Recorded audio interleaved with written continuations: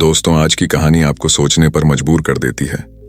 अक्सर हम कई मौकों पर कुत्तों का नाम लेकर मिसाल दिया करते हैं। किसी को गाली देते हैं तो कुत्ते का नाम जुबान पर आता है। गाली आदमी को देते हैं पर नाम कुत्ते का बदनाम होता है। क्या कुत्ता इतना गया गुजरा है? हमने उसे कभी खिलाने पिलाने के बारे में तो नहीं सोचा, चाहे कितने ही दिन से भूखा द्वार पर पड़ा, लेकिन हमें कभी उसका नाम इस्तेमाल करने में लज्जा नहीं आई। आपसे निवेदन है, 5 मिनट का समय निकालकर इस कहानी को जरूर सुन लेना, शायद आपकी सोच बदल जाए। नमस्कार दोस्तों, मोटिवेशनल बुद्धा यूट्यूब चैनल में आपका दिल से स्वागत है। एक गांव में रमेश नाम का लड़का रहता था। वह बहुत परेशान था। वह बस यही सोचता रहता कि मैंने पिछले जन्म में क्या पाप किया था जो मुझे अभी भुगतना पड़ रहा है। एक दिन उसे पता चला कि गांव से कुछ दूर एक महात्मा रहते हैं जो सबकी समस्या सुनते हैं। अगले दिन रमेश उस महात्मा से मिलने के लिए निकल गया। वहां पहुंचकर रमेश ने देखा कि महात्मा अपने आश्रम में कुछ लोगों को उपदेश दे रहे थे। तभी सुरेश ने महात्मा को प्रणाम किया और कहा, गुरुदेव, मेरे मन में प्रश्न उठ रहा है। महात्मा ने कहा, भंते निसंकोच होकर पूछो, आपके मन में वह कौन सा प्रश्न उठ रहा है? तब रमेश ने कहा, गुरुदेव, मैं यह जानना चाहता हूं कि कुत्ते को एक टुकड़ा रोटी खिलाने से मनुष्य को कौन सा फल मिलता है। तभी महात्मा ने बताया, अगर मनुष्य कुत्ते को रोटी खिलाने के 8 फायदे जान जाए तो कभी दुखी नहीं होगा। भंते, कुत्ते को एक टुकड़ा रोटी खिलाने से मनुष्य को 8 फायदे होते हैं तथा जो भी मनुष्य इन फायदों के बारे में जान जाता है उसका जीवन धन्य हो जाता है और उसको जीवन में कभी दुखों का सामना नहीं करना पड़ता है। जो भी मनुष्य पृथ्वी लोक पर कुत्ते को एक टुकड़ा रोटी खिलाता है उसे 8 फायदे होते हैं और वह जीवन भर सुखी रहता है और उसे मृत्यु के बाद मोक्ष की प्राप्ति होती है। महात्मा ने कहा, भंते, तुम्हें एक कहानी सुनाता हूं, उसे सुनना, फिर तुम्हें सब पता चल जाएगा। एक समय की बात है, एक सफेद रंग का कुत्ता था।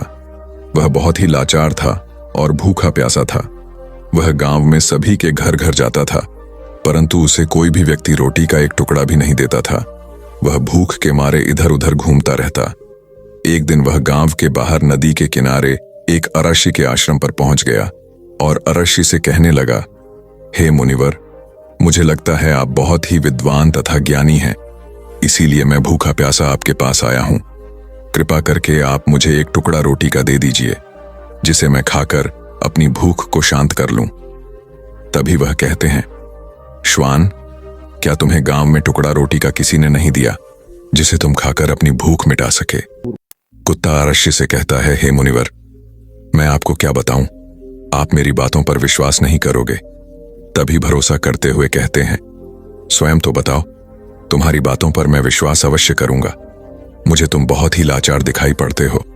तभी वह कुत्ता कहता है, ठीक है मुनिवर, मैं आपको अपनी कहानी बताता हूं।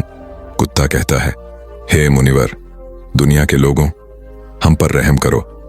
हमारा कोई घर नहीं होता है, कोई आसरा नहीं होता है, कमाकर खाना हमें नहीं आता है, हमें वस्त्र पहनने का ज्ञान नहीं है, इसलिए सर्दी गर्मी और बरसात में हम ऐसे ही घूमते रहते हैं।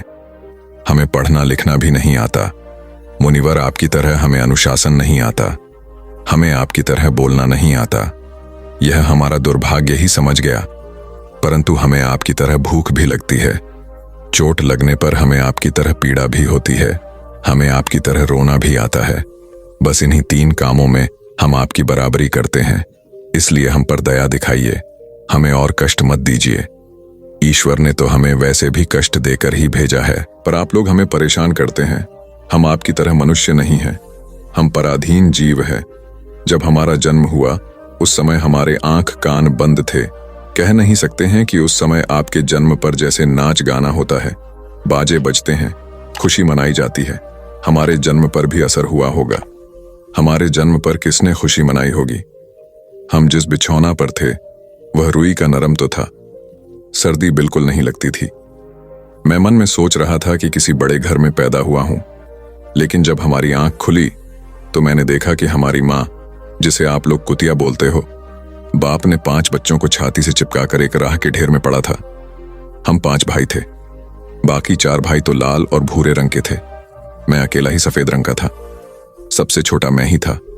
इसलिए कमजोर था। मेरी माँ हम लोगों के पास कम ही आती थी, क्योंकि उसे भी अपने भोजन की व्यवस्था करनी पड़ती थी। यदि बहना खाती तो हमें दूध कहां से पिलाती। उस एक माँ पर हम 5 भाई निर्भर थे। वह बेचारी अपने भोजन के लिए इधर उधर दौड़ती रहती थी। कभी भोजन मिल भी जाता था, कभी नहीं भी मिलता था, लेकिन वह हमेशा हम 5 का बड़ा ख्याल रखते थे। आखिर वह हमारी माँ थी। वह रात भर जागकर गांव की रखवाली करती थी। किसी की मजाल नहीं थी कि कोई अनजान आदमी बुरी नीयत से गांव की तरफ रुझान जाए। दूसरे गांव के कुत्ते भी हमारी माँ के डर से गांव में नहीं आते थे।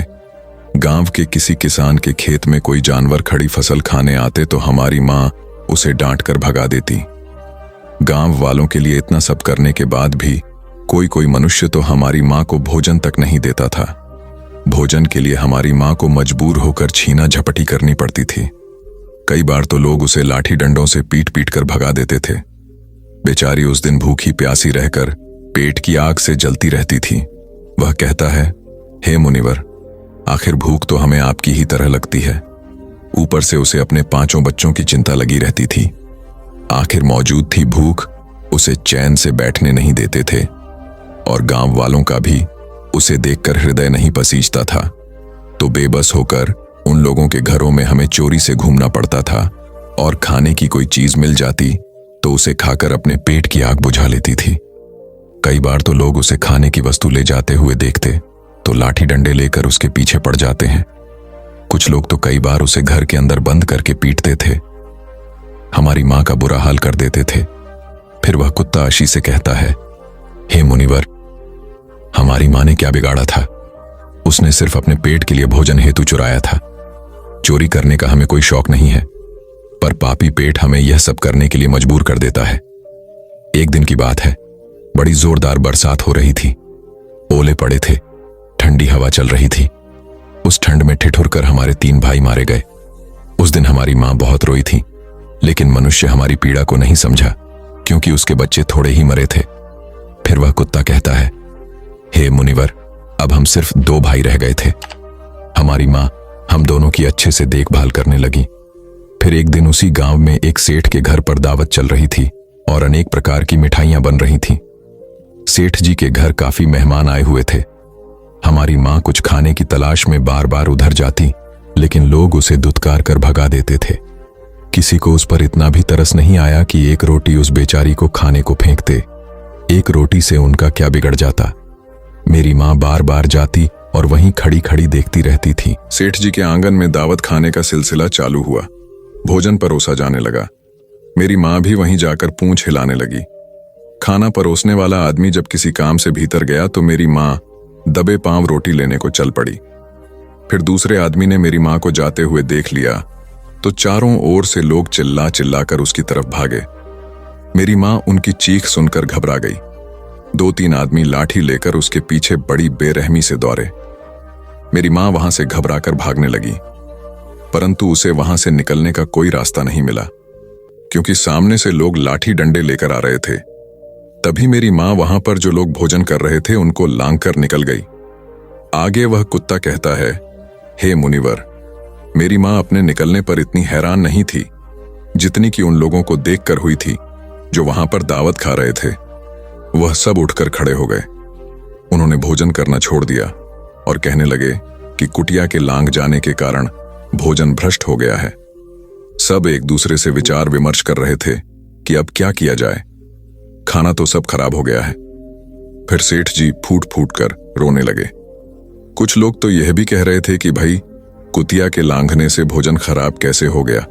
उसने खाने में या पटलों में मुंह थोड़ी डाला है, सिर्फ ऊपर से लांघ कर ही तो गई है। और कहने लगे, शहरों में तो लोग कुत्ते को पाल कर घर के अंदर सुलाते भी हैं और खिलाते भी हैं, तो इसमें कोई बुरी बात नहीं है।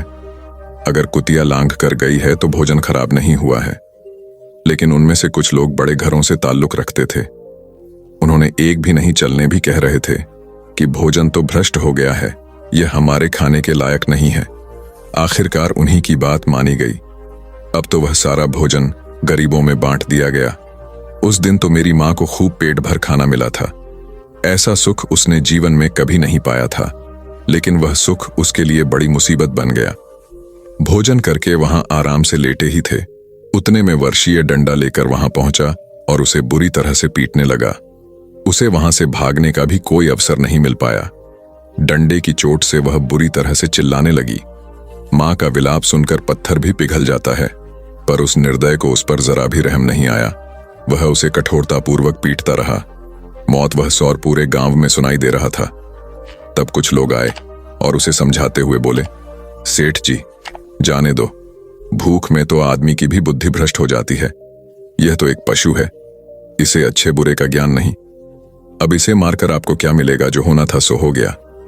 लोगों के समझाने के बाद उसने हमारी मां को पीटना बंद किया।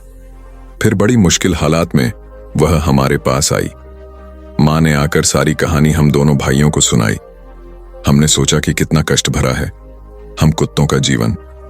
आदमी एक रोटी के टुकड़े के बदले एक चोर के जितना पीटता है, बेकार है। ऐसे लोग जो हम लोगों की पीड़ा को नहीं समझते। वह कुत्ता कहता है, हे मुनिवर, एक दिन की बात है, उसी गांव के बाहर एक ब्राह्मण आकर ठहरा हुआ था। उसने अपने भोजन के लिए एक जगह चीला बनाया और उस पर दाल बनाने के लिए रख दी। उसके बाद आटा गूंथ कर रख दिया। वह वहीं पास में कुएं पर पानी लेने चला गया। इधर कहीं से मेरी मां भी घूमती हुई वहीं पहुंच गई। उसने आटे को देखा तो सोचने लगी कि शायद इस आटे का कोई मालिक नहीं है। यही सोचकर वह उस आटे को खाने लगी। उधर उस ब्राह्मण ने कुएं के पास से देखा कि उसका आटा एक कुतिया खा रही है, तो वह बड़ा दुखी हुआ। वह बेचारा रोने लगा, क्योंकि वह भी 2 दिनों का भूखा और थका हुआ था। कुछ लोगों ने उसे कहा, अरे ब्राह्मण देवता, इस कुतिया ने तुम्हारा भी आटा बिगाड़ दिया। कल तो इसने सेठ जी की पूरी रसोई बिगाड़ कर रख दी। ब्राह्मण दुखी होता हुआ बोला, भाई मुझे क्या मालूम था, यह दुष्ट कुटिया मेरे आटे को खाने के लिए घात लगाए बैठी है। ब्रह्मांड नाव देखा न ताव लाठी लेकर उस कुतिया के ऊपर टूट पड़ा। मां उस आटे को ठीक से खा भी नहीं पाई थी, पर उससे ज्यादा उस पर लाठी पड़ी। कई महीनों तक मेरी मां लड़खड़ाते हुए घूमती रही। तब उस दिन समझ में आया कि आदमी कितना खुदगर्ज है। हम उसका कोई भी कार्य करते हैं तो भी हमें नहीं समझता। आगे वह कुत्ता कहता है, मुनिवर, हमारी कमी ये है कि हम उन्हीं मतलब इंसानों के अधीन रहना चाहते हैं जो हमें कष्ट देता है, जो हमें प्यार से खिलाता है। हम उसके कितने काम आते हैं यह नहीं पता। उनके घर की रखवाली तो करते ही हैं, साथ ही साथ और भी बहुत सारे लाभ हैं जिन्हें मनुष्य नहीं जानता। महात्मा ने कहा, यदि मनुष्य कुत्ते को रोटी खिलाने के फायदे जान जाए तो अपने जीवन में होने वाले नुकसान से बच सकता है। आज मैं आपको बताऊंगा कुत्ते को रोटी खिलाने के 8 फायदे। मनुष्य को पता नहीं है कि जब भी घर में रोटी बनाई जाती है तो सबसे पहली रोटी गौ माता की होती है और पिछली रोटी कुत्ते की होती है। महात्मा ने कहा, ऐसा ही विधान भगवान ने बनाया था, लेकिन भगवान के बनाए उस विधान को भूलकर मनुष्य अगली और पिछली रोटी स्वयं भी खा जाता है। इसका दुष्प्रभाव उसके जीवन पर पड़ता है। कुत्ता वह प्राणी है जिसको रोटी खिलाने से मनुष्य के जीवन में पड़ने वाले ग्रहों के दोष भी दूर हो जाते हैं। महात्मा ने कहा, कुत्ते को रोटी खिलाने का पहला फायदा, कुत्ते को रोटी खिलाने से शनि का नकारात्मक प्रभाव कम हो जाता है। शनि ग्रह जब अपनी दृष्टि डालता है तो हर मनुष्य बर्बाद हो जाता है। जिस व्यक्ति पर उनकी महादशा का आरंभ हो जाता है तो बने बनाए काम अपने आप बिगड़ने लगते हैं और वह मनुष्य आर्थिक तंगी का शिकार हो जाता है। उस स्थिति में व्यक्ति यदि कुत्ते को रोटी खिलाता है तो उस पर शनि का दुष्प्रभाव बहुत ही कम हो जाता है। कुत्ते को रोटी खिलाने का दूसरा फायदा, कुत्ते को रोटी खिलाने से भाग्य आपके पक्ष में हो जाता है। आपके घर के अंदर नकारात्मक शक्ति नष्ट हो जाती है।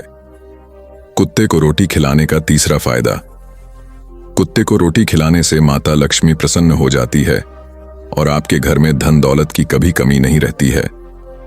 कुत्ते को रोटी खिलाने का चौथा फायदा, कुत्ते को रोटी खिलाने से आपके ऊपर कर्ज नहीं चढ़ता और जो पहले से आप कर्जदार हैं उससे भी मुक्ति मिल जाती है। कुत्ते को रोटी खिलाने का पांचवा फायदा, कुत्ते को सुबह शाम भोजन देने से आपका व्यापार बहुत अच्छे से चलता है। कुत्ते को रोटी खिलाने का छठा फायदा, कुत्ते को रोटी देने से आपकी आयु में वृद्धि होती है और अटका हुआ धन वापस मिल जाता है। कुत्ते को रोटी खिलाने का सातवां फायदा, कुत्ते को रोटी देने से हमेशा आपका स्वास्थ्य अच्छा बना रहता है और मानसिक रूप से आप मजबूत रहते हैं। आपका मन हमेशा ऊर्जावान रहता है। अच्छे विचार आपके मन के अंदर आते हैं। कुत्ते को रोटी खिलाने का 8वां फायदा। कुत्ते को रोटी खिलाने से भगवान प्रसन्न रहते हैं, क्योंकि भगवान को समस्त जीवों की चिंता रहती है, और जो समस्त जीवों पर दया दिखाता है, भगवान भी उस मनुष्य से हमेशा प्रसन्न रहते हैं। भगवान की कृपा सदैव उस परिवार पर बनी रहती है। आपने अपने बूढ़े बड़ों से सुना होगा कि जब कुत्ता रोता है तो अवगुण होता है। कोई संकट आता है, किसी की मृत्यु होती है, इसलिए कुत्ते को कभी रुलाना नहीं चाहिए। इस प्रकार से महात्मा ने रमेश को कुत्ते को रोटी खिलाने के 8 फायदे बताए, और जो भी मनुष्य कुत्ते को रोटी खिलाता है तो उसे इन 8 फायदों का फल प्राप्त होता है। तो दोस्तों, कैसी लगी आपको ये कहानी, आप हमें कमेंट सेक्शन में जरूर बताना, और अच्छी लगी हो तो इस वीडियो को लाइक भी कर देना। तो चलिए मिलते हैं ऐसी ही कोई नई कहानी में। तब तक के लिए अपना ख्याल रखें। धन्यवाद।